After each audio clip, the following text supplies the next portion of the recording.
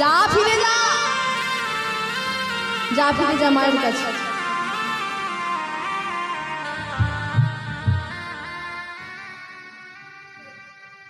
ভালো করে দাঁড়াতে পারছিস না আর তুই আমার সঙ্গে তর্কযুদ্ধ করবি? শোনো, আমার এই ভাঙাচোরা শরীরটাকে দেখে আমার গুণের বিচার করো না। কেন জানো? তার কারণ তুমি পড়াশোনা করে, তুমি মুখস্থ করে পণ্ডিত হয়েছো, আমি কিন্তু পড়াশোনা করে মুখস্থ করে পণ্ডিত হইনি। তবে আমি শুধু শুনে পণ্ডিত হয়েছি, তাও কতদিন জানো? মাত্র 8 মাস। এই 8 মাস মাতৃগর্ভে থেকে বাবার মুখে